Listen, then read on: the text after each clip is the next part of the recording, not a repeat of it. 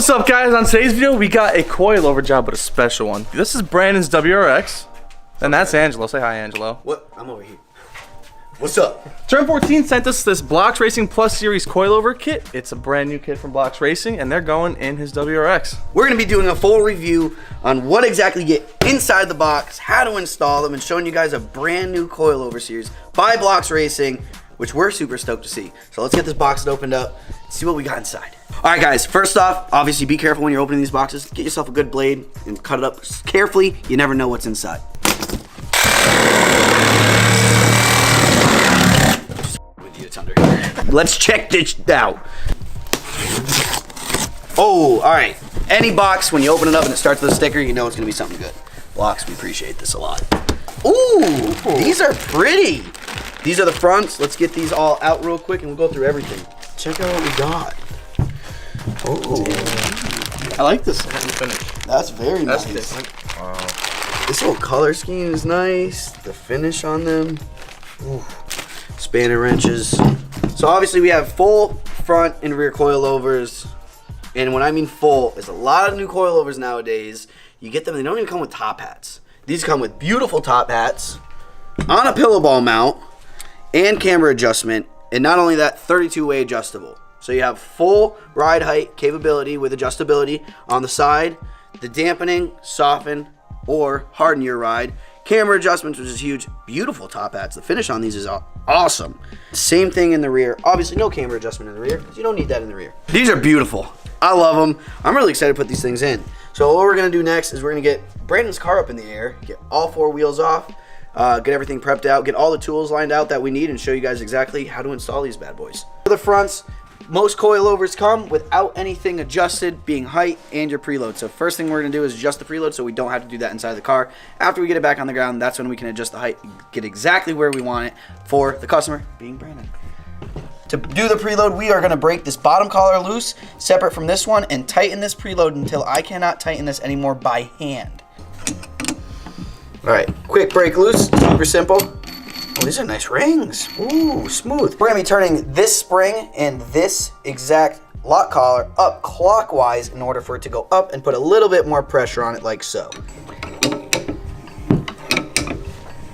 Doesn't need a lot of rotations. We're just gonna do a few real quick.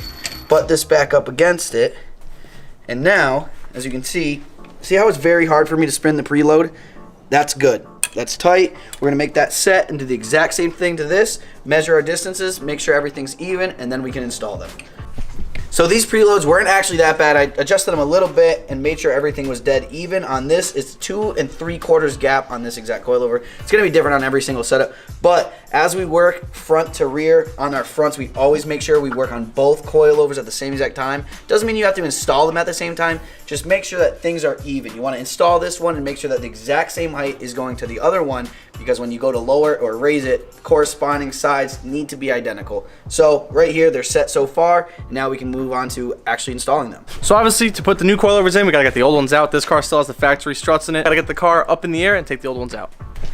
All right, first thing we're gonna do is before we remove the shock assembly itself, we are gonna be taking off any lines that will be getting removed with it. So that being the brake line and the ABS sensor. The brake line right here looks to be a 12 mil.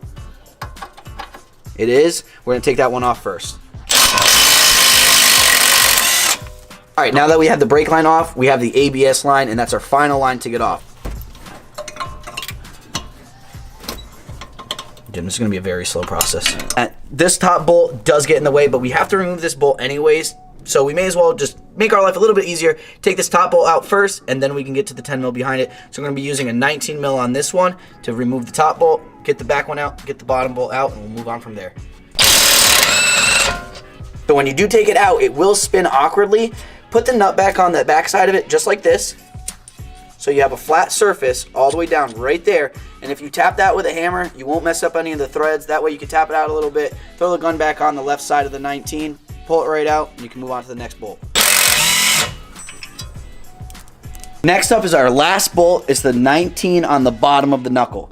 So being where it is, and because this arm will drop after, we always recommend put a jack under your brake and just tap it right on the bottom of the brake. That way, when you remove that final bolt, nothing drops, nothing swings out. You have full control of the situation, and you can move on to the top 3 bolts.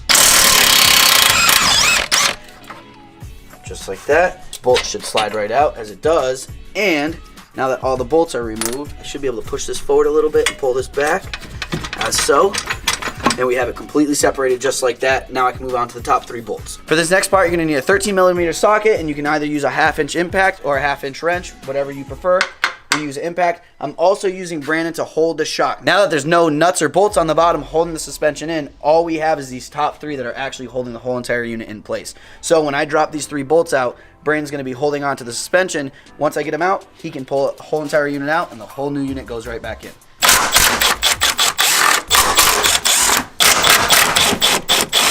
All you. Get that around the line. All right, as you can see, it was a little bit rusty, so it might be held up on something. Use a hammer, a mallet, pop it out of place. Keep your hands on it at all times. And we got the old suspension out. Let's throw some new suspension in. It's nice as how Blox Racing Support, they give you all new hardware for the top hats. It's a beautiful thing. Not every single company does that. I like that a lot. When installing the new suspension, we're always making sure that our top hats go in and out. This is all for camber adjustment. You want to make sure that they're not rotated like this, because then you have caster adjustment. You don't need that. We're going camber adjustment, putting them in, get our top 3 bolts on. Basically exact reverse of what we just did. Should be pretty simple. Coming up to the top, line it up. Beautiful. So these are nylon nuts, so we do have to go and tighten these now before we get to the bottom. For this, definitely do not use an impact gun. Definitely do this by hand. Back to a 13mm socket. Gonna get them nice and snug.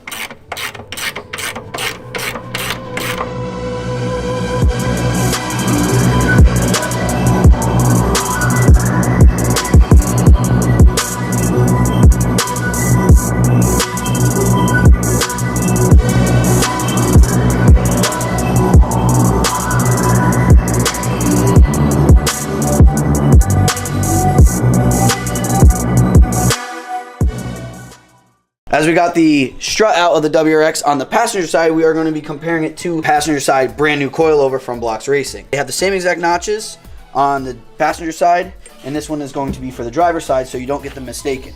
If you ever have a question on which one goes where, look for this notch, and they match up. That way we know this one's for the right side, this one's for the left side.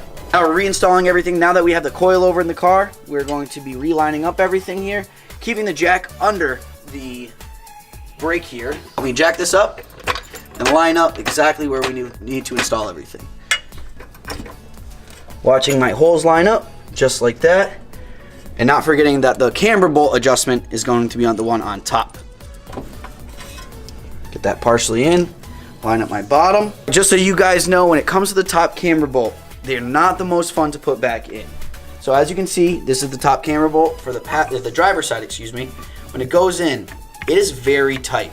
It's supposed to do that because it is a camber bolt. It is a minor camber adjustment when it comes down to aligning.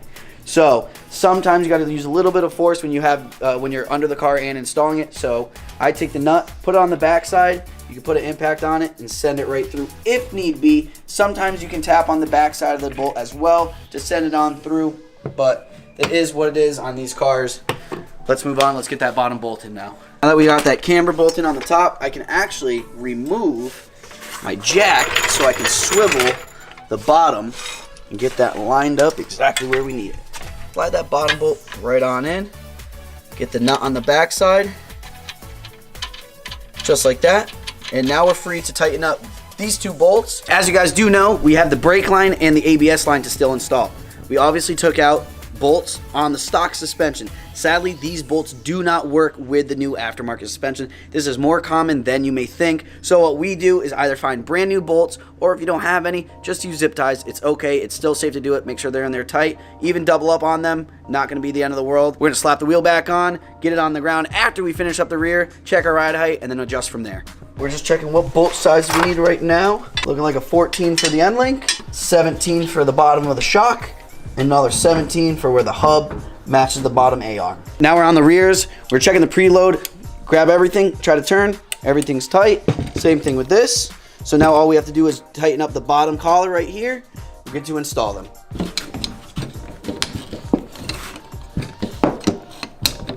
First thing, we're gonna take a jack again, just to make sure that the brake doesn't fall down on us when we remove everything. So we're gonna take this jack, put it right under this arm right here, and all you gotta do is just tap it, just like that. Now we know when we remove everything, nothing's gonna fall down on us. All the way back here is the end link. We're gonna remove that first, and then we're gonna move to the shock, and then the last one right here is right off the hub. We're gonna remove that just so we can get everything out of our way, get our top 2 bolts out of the top, and pull this suspension out. All right. Next up, we have a 17 on the back side of the shock bolt. That's the bottom shock bolt, as well as a 17 on the front side. So I'm gonna get an open-ended wrench on the back side, my impact on the front,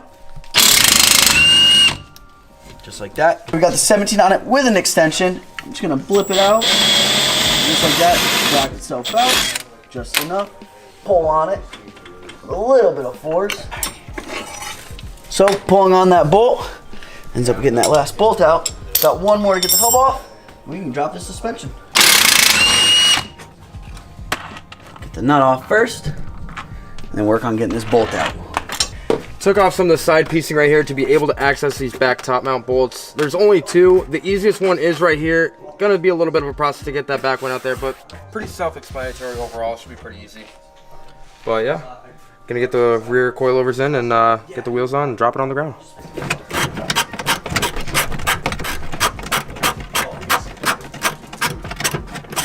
And just like that, the bolts are off. Now we can drop the strut and put in the new rear coilovers.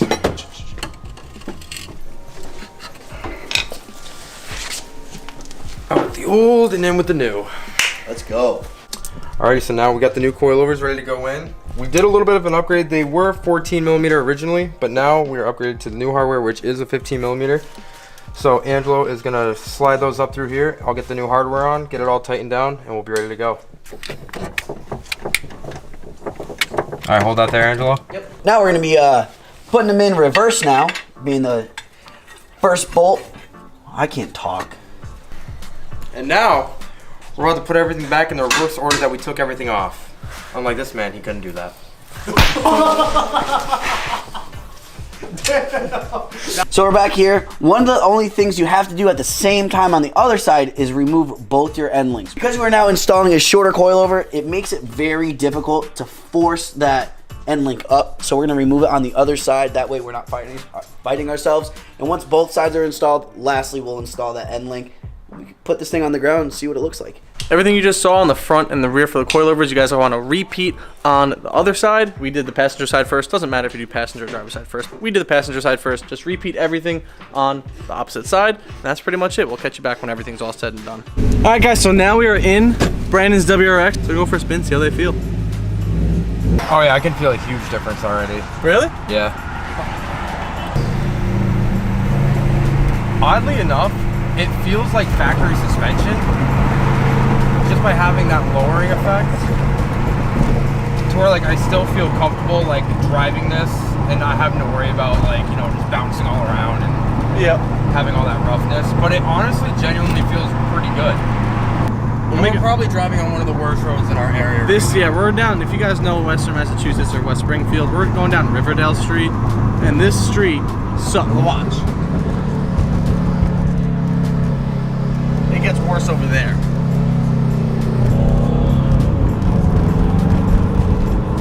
What is this? And this is worse. Give her a little love on the turn. Oh, there, we got a red light.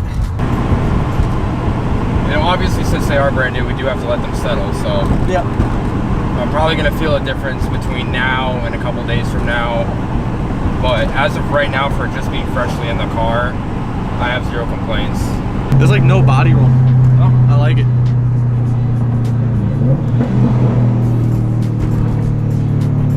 So I would say Blox Racing, the Plus Series Coilovers, pretty damn good coilover, and I think they're fairly affordable, like $1,000 for $1,050 Yep. for the full set and everything. That's not bad. Really can't beat that. Overall, Blox Racing, coilover quality, I thought was phenomenal. The fact that they're 32-way adjustable is awesome. Obviously full height adjustable. Comes with top hats. Comes with camber plates up on the top. And the fact that they're only 1,050, just over $1,000. Just over $1,000 bucks for the This kit. is a bang for the buck. Coilovers are going up in price, and that's a phenomenal price for coilovers. I would 100% recommend these. If you guys want the same coilovers for your WRX, let us know. Turn 14, thank you very much for sending us these coilovers. I know Brandon's super appreciative of them. I'm so thankful. Thank you guys so much. It means a lot. Blox Racing, you blew it out of the park on this one. Thank you guys so much for this. This is beautiful. Thank you guys for watching. We will see you on the next video.